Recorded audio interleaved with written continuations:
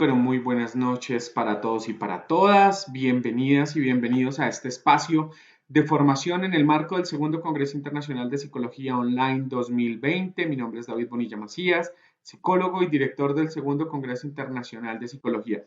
Primero que todo, darles la bienvenida a todos los que se han venido conectando en este momento, que nos vayan contando desde dónde están, a qué se dedican en este martes después de puente.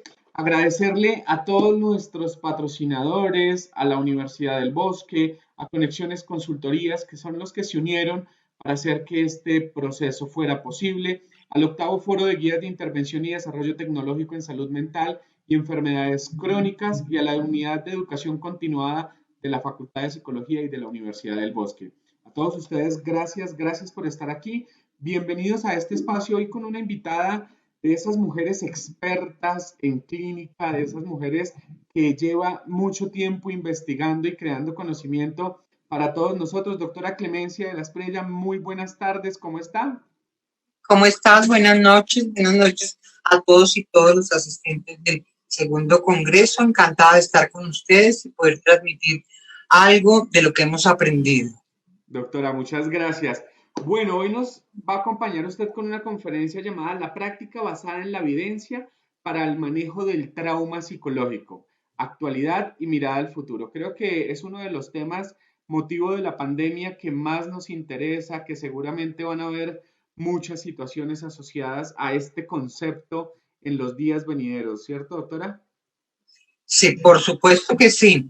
Afortunadamente tenemos suficientes cosas para mostrar en este tema y estamos abocados a esta nueva situación que ojalá podamos, con los conocimientos que hemos tenido ya a nivel mundial, logremos trabajar con gente que realmente necesita de nuestra ayuda.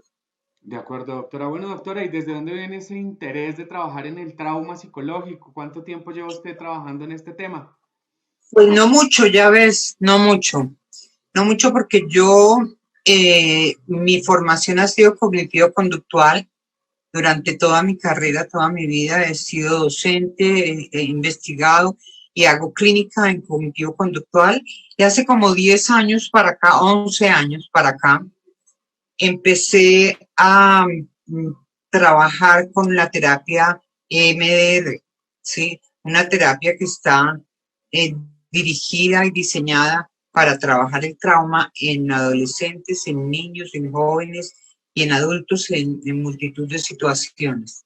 Con los años me he interesado mucho por este tema, es un tema que no es fácil, pero la terapia EMDR ha resultado una terapia bastante interesante para manejo del trauma psicológico y en este momento ya ha arrojado una suficiente investigaciones, suficientes metaanálisis que nos ayudan a entender que realmente se está prestando un muy buen servicio psicológico a través de la terapia. Entonces mi interés ha sido ese. En este momento soy supervisora y terapeuta certificada en MDR, trabajo en la Asociación MDR para Colombia y trabajo en las dos modalidades, ¿no? Terapia cognitivo-conductual y terapia MDR. Pero lo que traigo esta noche es básicamente terapia MDR, que está centrada en todo lo que tiene que ver con estrés postraumático. Bueno, doctora, pues será un gusto escucharla, la práctica basada en la evidencia para el manejo del trauma psicológico, actualidad y mirada al futuro. Un gusto tenerla en este espacio, doctora. Muchas gracias, te agradezco mucho. Bueno, vamos a comenzar. Lo primero que tengo para mostrarles es que nos ubiquemos en qué es la evidencia científica en la práctica de la psicología clínica. La psicología clínica es un enfoque, es una mirada al sufrimiento humano un poco compleja y necesitamos que todo lo que podamos trabajar en evidencia, en investigación que nos ayude a prestar realmente un buen servicio, será lo que vamos a hacer. Bueno, entonces para esto vamos a unir conceptos en cuanto a realmente qué es para nosotros evidencia científica. Bueno, entonces, como la vemos en este momento, es un conjunto de procedimientos y de métodos que han estado encaminados a determinar de una manera fiable, confiable, que las intervenciones realizadas a los consultantes a los cuales les estamos prestando el servicio sean de la mejor calidad posible, ¿sí? Para esto, para que haya esta evidencia, necesitamos de la información que arrojan las investigaciones controladas, no cualquier investigación, sino la investigación científica controlada que sigue el método científico. Esto, sumado al juicio clínico, ¿sí?, es lo que une, lo que podemos prestar el servicio para ofrecer tratamientos que realmente tengan una validez y tengan un soporte. Aquí podemos ver rápidamente a la izquierda el tipo de estudio y a la derecha el nivel de evidencia que en este momento muestran los estudios. De mínima, como es el caso único, los casos únicos que son casos descriptivos de terapia para un solo individuo o para una familia o una comunidad, pero igual son solamente descriptivos. Le siguen estos casos únicos también con una no muy grande evidencia, que son los estudios descriptivos y de comités de expertos, ¿sí? Son los que se utilizan para elaborar antes. Hoy en día ya se utilizan más estudios experimentales y estudios descriptivos, que son los de las clasificaciones, de los modelos de clasificación. Luego siguen los estudios de caso único controlados, ¿sí? Estos estudios ya están basados en diseños experimentales de caso único, tienen un poco más de evidencia, pero aún no son generalizables. Continúan los ensayos controlados no aleatorizados naturalistas, que son el tipo de investigaciones que se hacen en antropología, en sociología, etcétera, ¿sí?, que son muy útiles para esas ciencias, pero no para una ciencia como la psicología clínica particularmente. A partir de los ensayos clínicos controlados ya empezamos a tener más evidencia de los estudios, ¿no? Entonces están los que son de muestras pequeñas y los que realmente nos dan más información, que son los de muestras más grandes, ¿sí? Son los ensayos clínicos controlados. Esos son los que mayor evidencia nos muestran de que un tratamiento realmente esté siendo efectivo. A partir de ahí se agrupan los ensayos controlados en metaanálisis de muestras grandes, ¿sí? Estos metaanálisis son los que se publican hoy en día y en la actualidad realmente son las dos metodologías científicas que nosotros tenemos para evidenciar que un tratamiento tenga validez, ¿sí?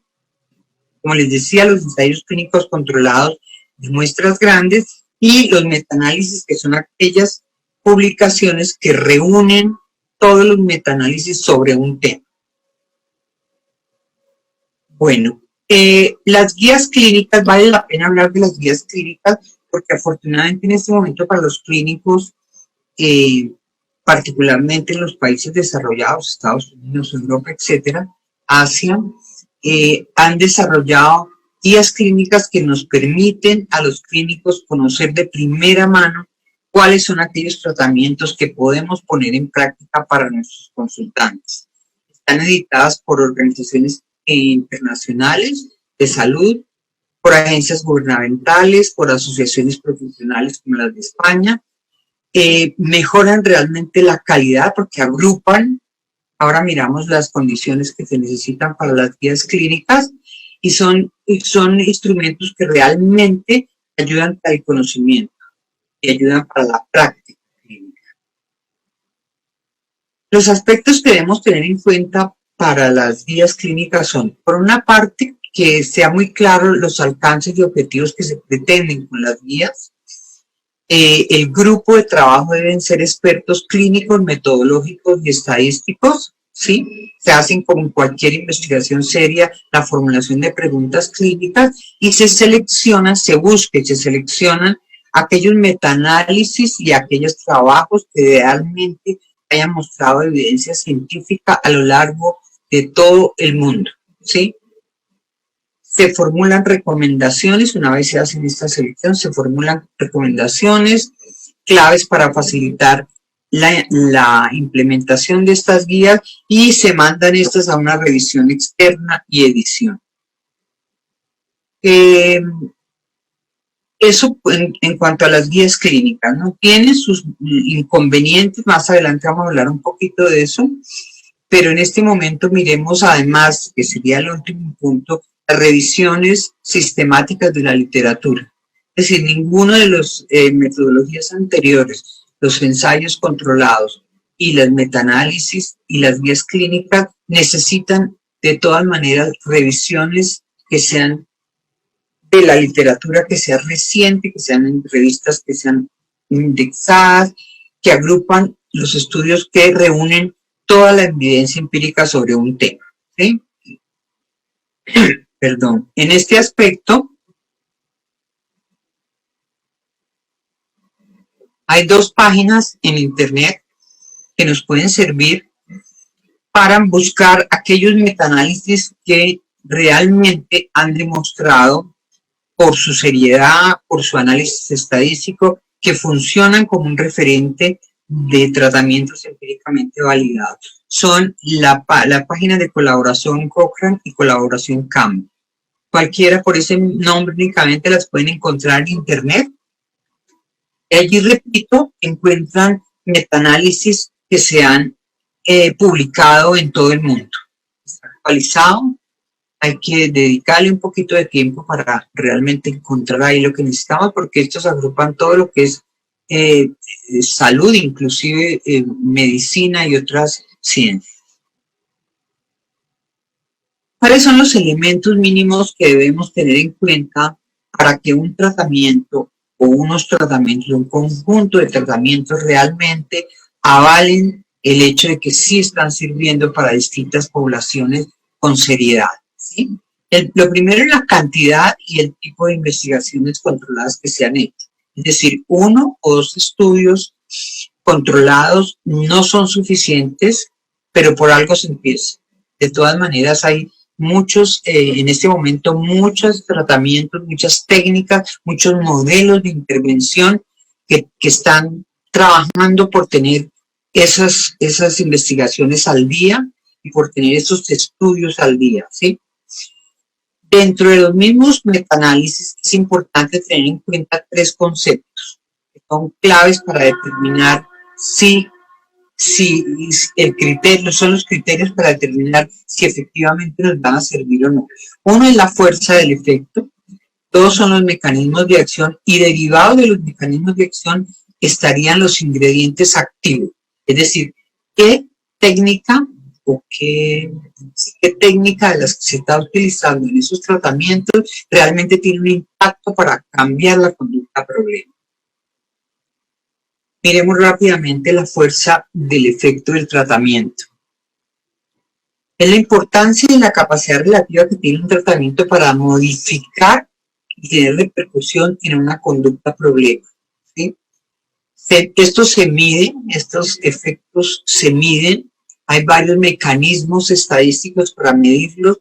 Por ejemplo, el gradiente Cohen es fácil y nos ayuda mucho a medir el efecto del tratamiento, que puede ser un gradiente que va desde pequeño, medio hasta grande, ¿sí? Por ejemplo, si nosotros vemos que hay una reducción de síntomas, esto nos va a medir el efecto del tratamiento, nos mide qué tanto hay una reducción de los síntomas con una técnica particular.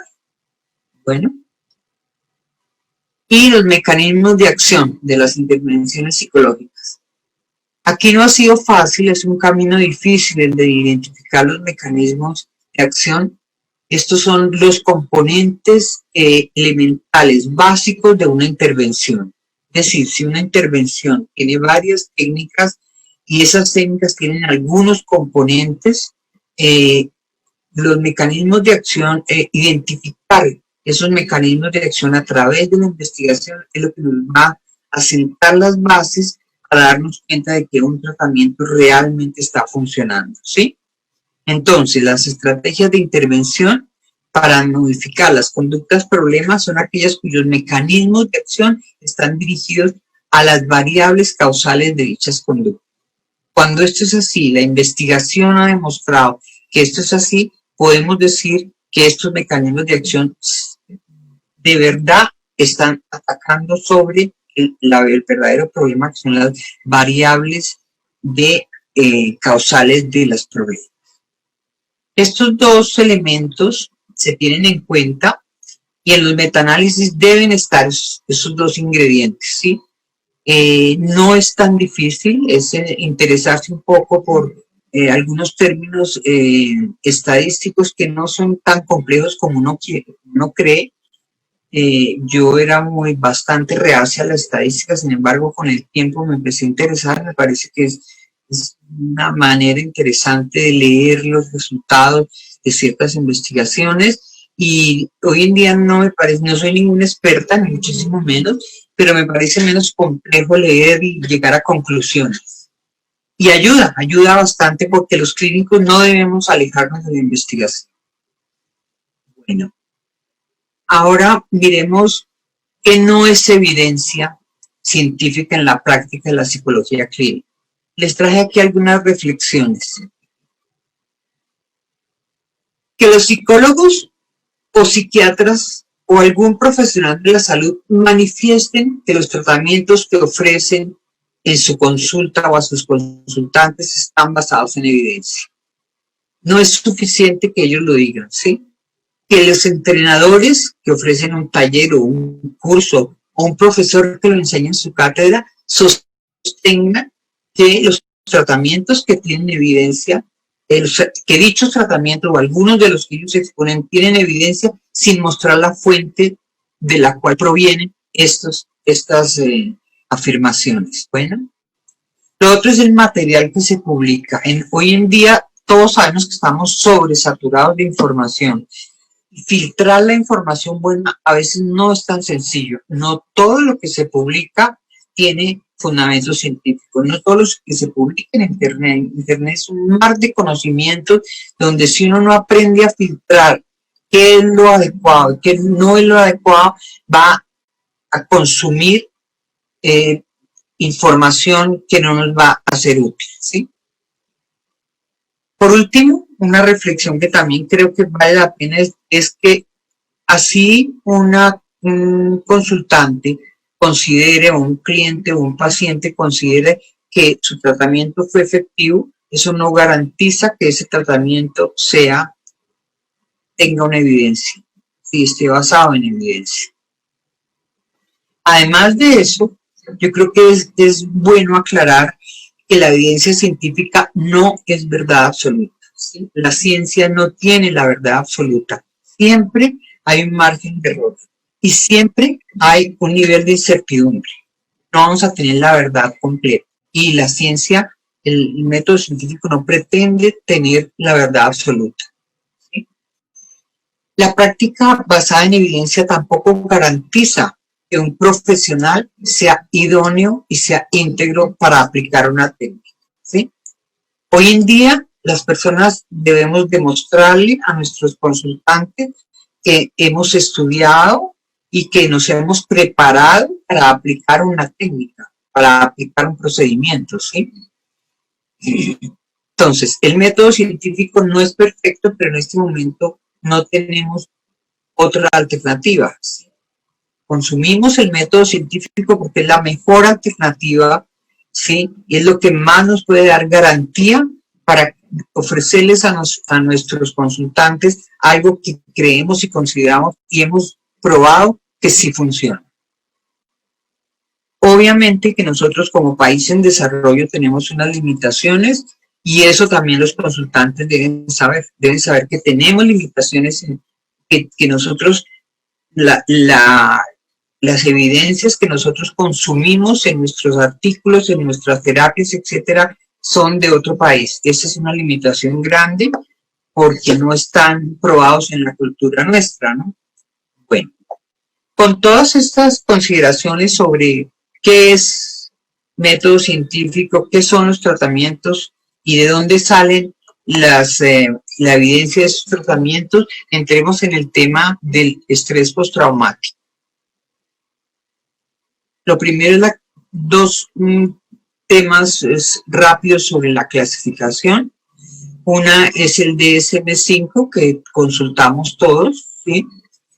El DSM-5 tiene en su capítulo, el DSM-5 ahora tiene un capítulo nuevo, sacó el estrés postraumático y el estrés agudo del capítulo de ansiedad, por considerar que el estrés postraumático y los problemas de estrés van más allá de la depresión o de la ansiedad, ¿sí? Entonces lo sacó del capítulo de ansiedad y tiene un capítulo solo para estrés postraumático. Perdón. Estarían los trastornos relacionados con trauma y estrés como el desorden de estrés postraumático. Ellos plantean esta categorización para adultos, para jóvenes y para niños mayores de 6 años. El desorden de estrés agudo, que se considera este diagnóstico cuando pasado un mes el evento traumático persisten los síntomas, ¿sí? Perdón, si persisten los síntomas, no es estrés agudo, sino es estrés postraumático. El trastorno de adaptación y 2 trastornos relacionados con estrés postraumático que nos acercan un poquito a la parte de trastorno de estrés postraumático complejo, que son el trastorno de apego reactivo y el trastorno de desinhibición en las relaciones interpersonales. Estos 2 trastornos aparecen desde la infancia. Se complican bastante y están tocando en este momento el trastorno de estrés postraumático complejo. La segunda categorización, la del CIE 11, que fue publicada en el 2018, este manual simplifica un poco los descriptores, ¿sí? Y tiene las siguientes entidades: trastorno de estrés postraumático, trastorno de adaptación y 2 trastornos que incluyó en esta versión, que es trastorno por duelo prolongado y trastorno de estrés postraumático complejo. La Organización Mundial de la Salud lo incluyó, aunque este trastorno, esta categorización ha tenido mucho debate entre los clínicos y entre los investigadores del estrés postraumático. El trauma complejo, vale la pena mirar un par de cosas sobre el trauma complejo, porque cuando uno está en clínica realmente lo ve, ¿sí? Lo ve y lo ve más frecuente de lo que uno pensaría, ¿no? Es decir, hay mucha gente que aparentemente tiene problemas severos de ansiedad, problemas severos de depresión o depresiones crónicas que terminan siendo un trauma complejo, ¿sí? Miremos un poquito algunas características de este. Por una parte puede ocurrir durante o después de la exposición a una estimulación aversiva.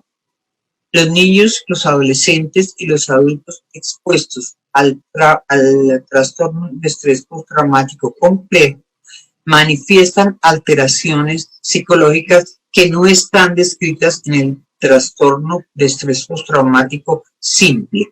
Es por eso el debate, ¿no? Es decir, como clínicos lo vemos, pero ya cuando vamos a las descripciones ya las definiciones patinan un poco, ¿sí? Tiene ciertas particularidades, como por ejemplo que ocurre a partir de eventos aversivos múltiples, repetidos y crónicos, ¿sí? Y una particularidad muy grande que tiene, y es que son de naturaleza interpersonal, es decir, se excluyen los eventos traumáticos debidos a accidentes, a desastres naturales, etc. ¿Sí? Ahí incluirían abuso sexual infantil o adolescente, violencia doméstica, masacres, genocidios, prisioneros de guerra y tortura. Los síntomas son más severos y más crónicos que en el estrés postraumático simple, ¿sí? Entre estos síntomas están alteraciones severas en la regulación y la modulación emocional, alta impulsividad, autoconcepto muy lesionado, dificultad enorme para relacionarse con los demás, y puede además incluir los síntomas del estrés postraumático simple, ¿sí? Tres clústeres son los que se han se han visto, se ven en clínica, que son desregulación del afecto, autoconcepto negativo muy severo desde muy niño y problemas interpersonales, también muy severos. Se ha confundido con trastorno límite de la personalidad, pero hay diferencias importantes y claras entre estos dos. No es el momento para explicarlo, pero sí se confunde mucho con el trastorno de borderline. Ha habido críticas, como les decía, falta de claridad en la formulación, falta de evidencia concluyente sobre el fenómeno mismo del complejo. Yo creo que falta más investigación descriptiva que caracterice a estas personas, niños, adolescentes y adultos que presentan este tipo de estrés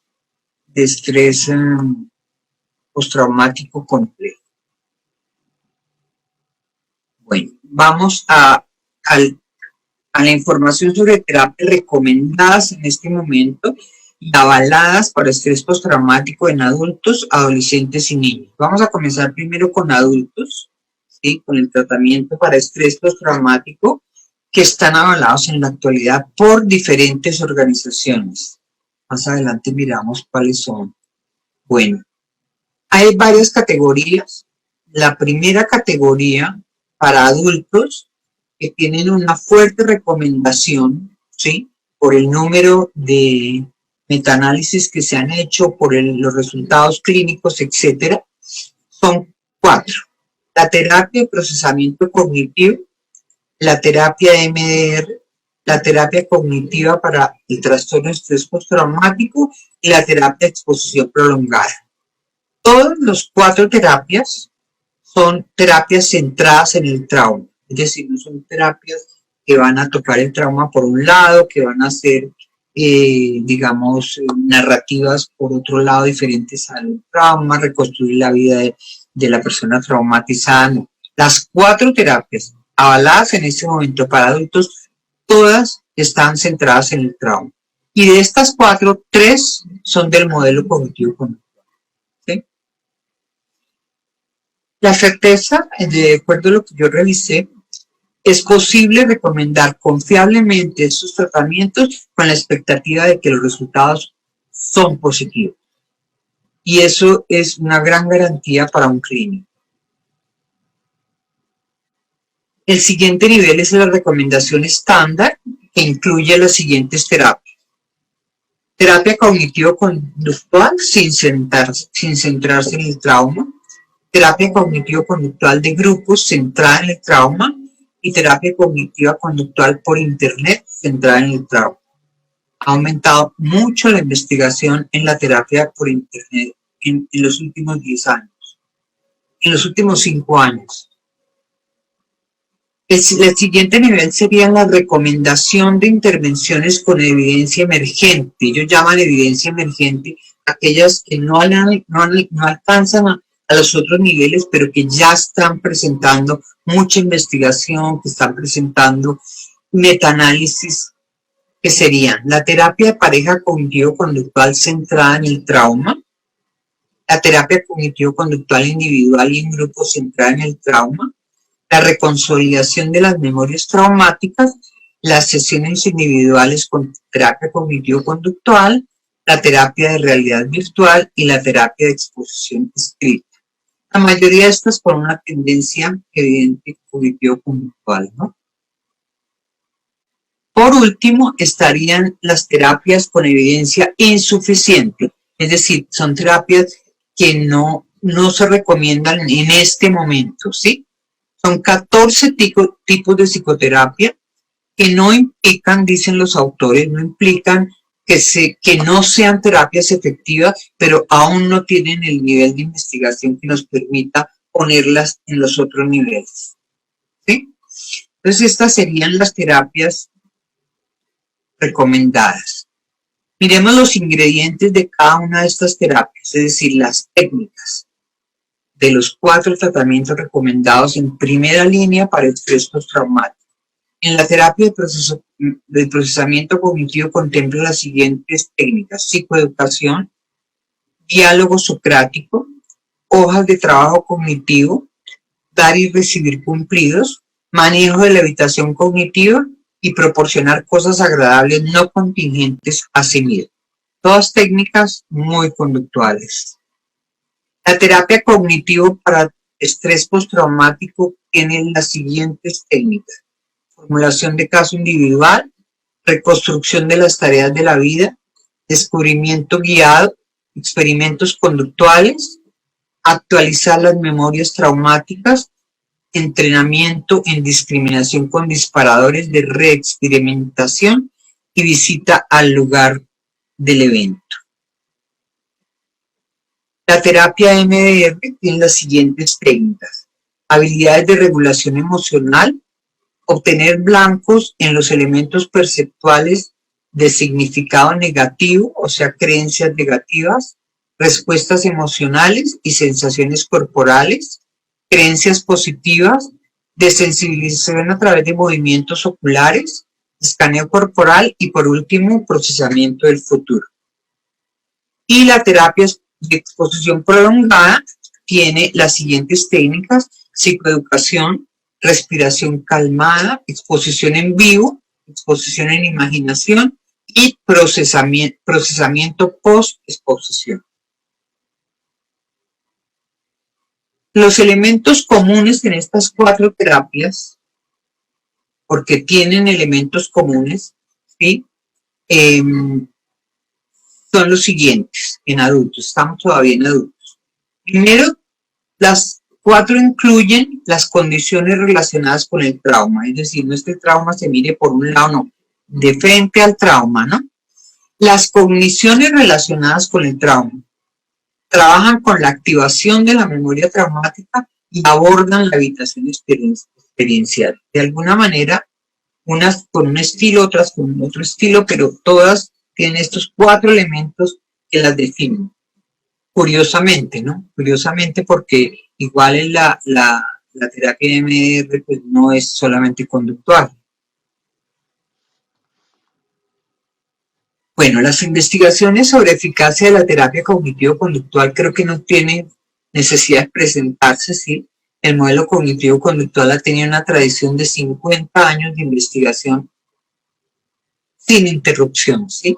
Las investigaciones han ido desde los trabajos de Pavlov y Skinner en sus laboratorios hasta el trabajo actual sofisticado en análisis básico en muchas universidades del mundo y en muchos temas de miedo, de evitación. Es muy rico el trabajo de investigaciones básicas que tiene el modelo conductual, ¿no? Los tratamientos actuales en ansiedad, en estrés postraumático, por ejemplo, y en otros desórdenes psicológicos han sido ampliamente difundidos y avalados por muchas organizaciones internacionales a lo largo de los años, ¿sí? Es decir, es indudable, no hay necesidad de decir más sobre la base científica que los tratamientos cognitivo-conductuales han tenido, ¿no? Las investigaciones sobre eficacia de la terapia MDR han sido menos prolíferas, ¿sí? La terapia MDR comenzó con algunos altibajos, era una forma distinta de abordaje, tenía movimientos oculares, causó muchas sospechas entre los clínicos, pero ya en este momento la situación es bastante diferente. Se han publicado 10 revisiones sistemáticas y se han publicado 20 metaanálisis a 2018. Ahora, hoy en día se registran los ensayos clínicos y se registran las investigaciones, ¿no? Entonces, en este momento, en el 2018, hay registros de 37 ensayos clínicos en esta página, Clinical Trial, sobre fobias, adicciones y trastornos mentales graves, además del estrés postraumático, ¿sí? ¿De qué países son estas investigaciones? De España, Estados Unidos, Brasil, Reino Unido, Francia, Italia, Países Bajos, Austria, Bélgica, Alemania, Turquía, Noruega y Suiza. Ahí está la referencia de la página. Sin embargo, yo esto pues lo dejo si les interesa. También hay revisiones y metaanálisis en este momento registrados. Hay un total de 53 registros de artículos que incluyen la terapia de MDR en diferentes patologías psiquiátricas, además de trastorno de estrés traumático. Bueno, una cosa interesante de MDR es que está siendo utilizada como tratamiento de primera línea en los siguientes países: Alemania, Países Bajos, Polonia, Turquía, Israel, Francia, Suecia, Norte de Irlanda, Estados Unidos y Reino Unido. La terapia MDR se ha trabajado mucho con inmigrantes, ¿no? Todo el problema de Europa, inmigrantes, lo ha trabajado MDR de una manera con mucho éxito. Miremos rápidamente lo de estimulación bilateral porque creo que vale la pena. La estimulación bilateral es una técnica utilizada en la terapia MDR para hacer desensibilización y procesamiento de las memorias traumáticas, ¿sí? La estimulación bilateral se hace estimulando un lado y otro del cerebro, que se hace a través de, puede ser visual, puede ser táctil, pueden ser de sonidos, ¿no? Y hace algunos años se ha investigado para identificar si la estimulación bilateral realmente es un ingrediente activo de la terapia MDR. Aunque no hay conclusiones definitivas, sí hay varias investigaciones andando en varios países y en el momento se podrían como ver 3 hipótesis generales sobre qué es lo que hace la estimulación bilateral. Una hipótesis centrada en los modelos psicológicos, modelo de memoria de trabajo, que apunta a decir que la memoria de trabajo tiene un desgaste en el momento de que se hace la estimulación. La hipótesis centrada en modelos psicofisiológicos, una, reducción de la activación o el arousal mediante la activación del sistema nervioso parasimpático, que es una respuesta un poco parecida a lo que era la desensibilización sistemática, induce relajación, etc. Segundo, cambios fisiológicos similares a los que se producen durante la fase del sueño REM, ¿sí? Que de alguna manera se ha tratado de hacer un paralelo y ya hay bastantes estudios relacionados con esto. Y otra hipótesis, hay más, pero esta última sería la hipótesis centrada en modelos neurobiológicos, ¿sí? Con estudios de neuroimagen, claro, por supuesto, esto ha ayudado muchísimo. Se han observado la restauración del control cortical, especialmente de regiones frontales, sobre estructuras subcorticales que están sobreactivadas con el trauma, con la amígdala, ¿sí? Vale la pena mirar esto también añade evidencia a la técnica, a la terapia de MDR. Miremos con niños también hay algunos, es menos la investigación con niños, eso es, en el mundo entero es menor la investigación con niños, pero sí hay algunos tratamientos que han sido avalados. Entonces, de fuerte recomendación tenemos la terapia cognitivo-conductual centrada en el trauma para el cuidador y el niño. Y terapia cognitivo-conductual también centrada en el trauma solo para el niño, ¿sí? En estas últimas hay 20 ensayos clínicos aleatorios que ya se han publicado, ¿sí? Y los temas que se han publicado han sido en abuso sexual, en violencia doméstica, en explotación sexual, en guerra o víctimas de guerra y desastres naturales. Y se ha revisado a través de muchos países, o sea, de varias culturas, no solamente cultura en Estados Unidos y en Europa, sino que en Australia y en África se han hecho estas metaanálisis, se han hecho estas investigaciones. Fuerte recomendación también tiene la terapia MDR para niños y adolescentes. Tiene muchos menos estudios, investigaciones y metaanálisis, pero aún tiene un número importante. Entre las que nombré, ahí estaban las de los niños. O sea que el número de investigaciones en niños también ha sido importante, ¿sí? Entonces, la conclusión con estas terapias para niños es que es posible recomendarlas confiablemente a los niños y a sus familias con la expectativa de que estos resultados van a ser positivos.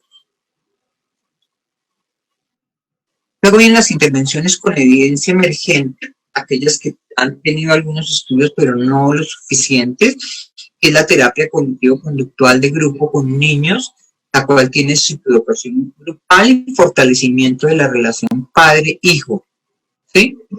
Y terapias con evidencia insuficiente estaría la terapia cognitivo-conductual para el cuidador, la terapia familiar, la terapia cognitivo-conductual para el cuidador y el niño, el KINET, que son terapias de exposición narrativa que se ha trabajado mucho con inmigrantes, y la consejería no directiva.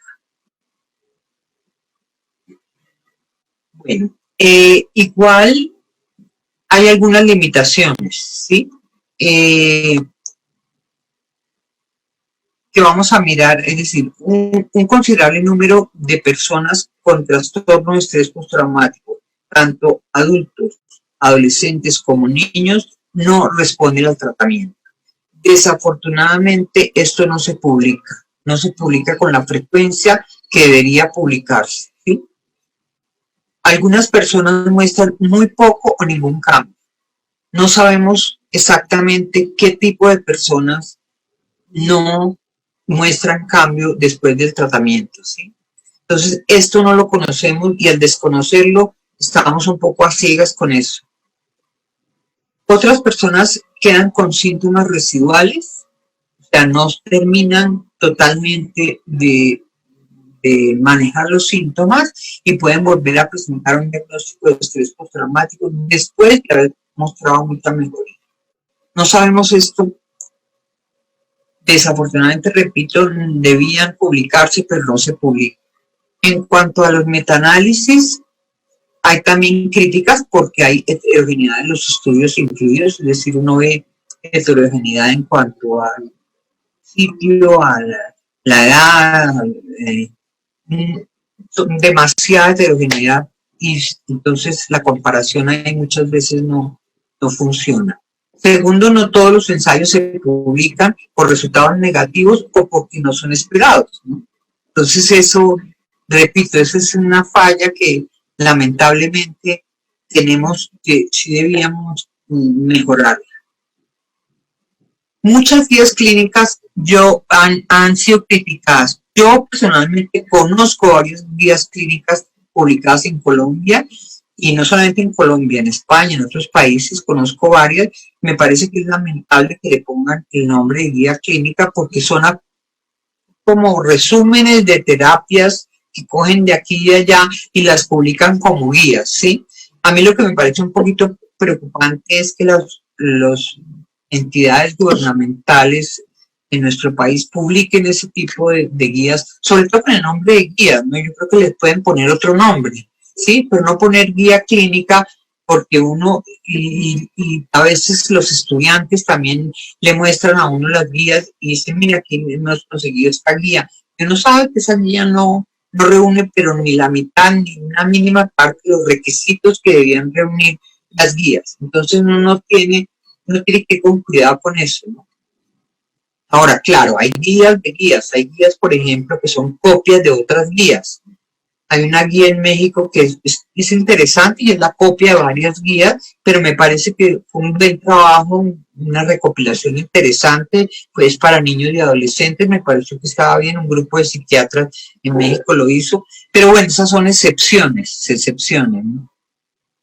Eso sería como bueno, un poco miremos hacia el futuro. Yo creo que lo que estamos viviendo en este momento nos ayuda un poco a visualizar qué va a pasar en los próximos años, ¿no?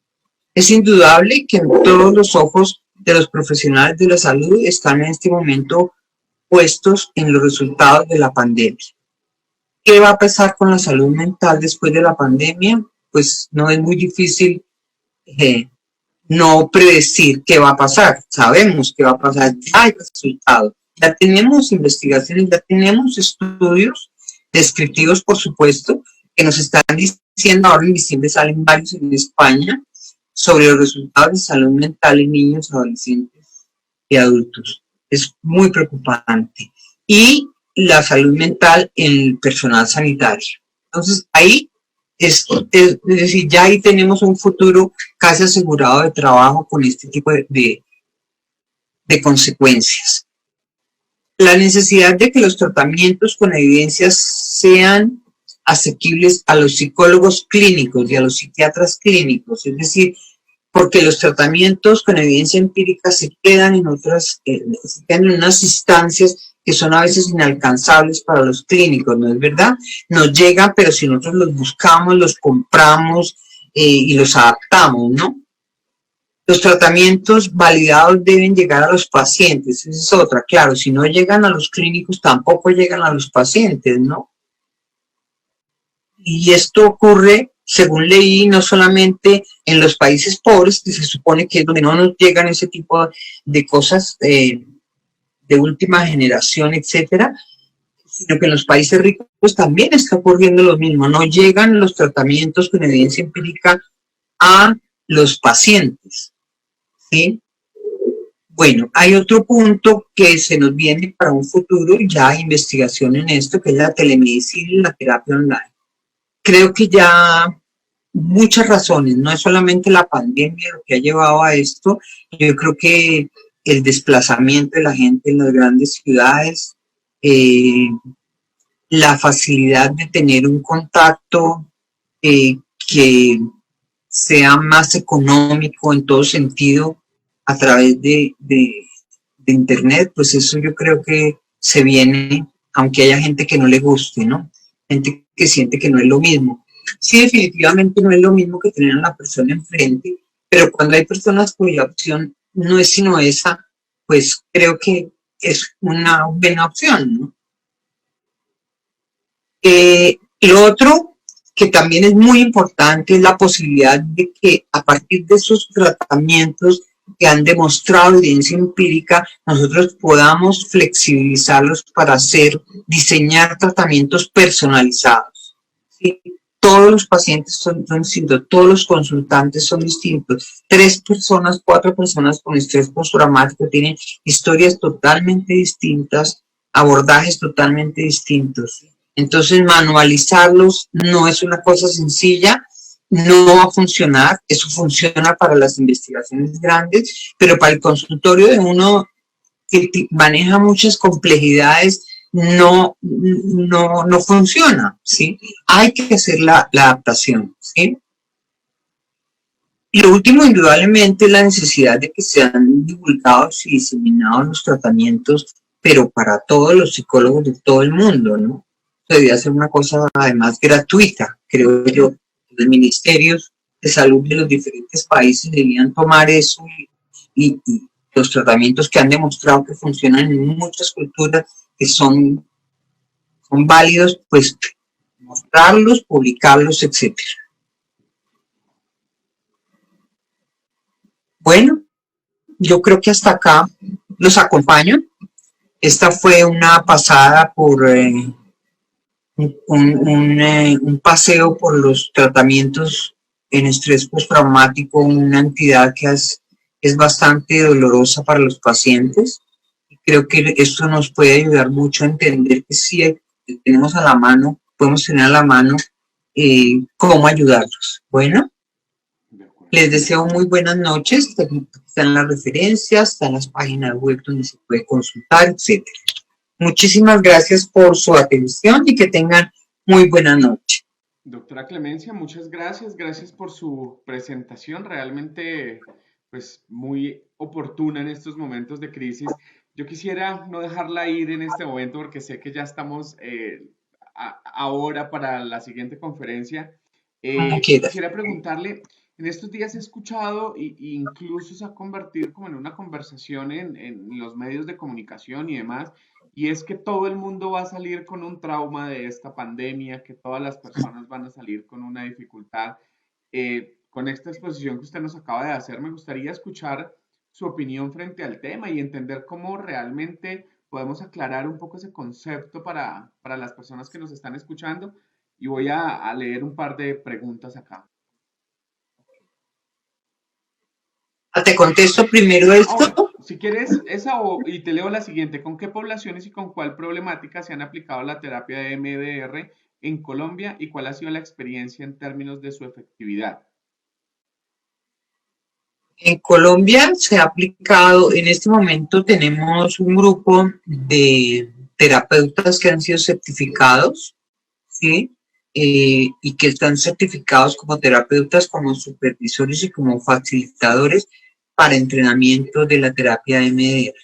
Entonces, el tipo de población que se ha trabajado es, hay un par de personas, 2 o 3 personas tal vez, un poquito más, no sé, que trabajan con niños con muy buenos resultados, otros trabajan con adolescentes y otros con adultos. Yo he trabajado con adultos y con adolescentes, no sé por qué razón he trabajado con personas que tienen trauma complejo, la verdad, no sé qué influirá eso.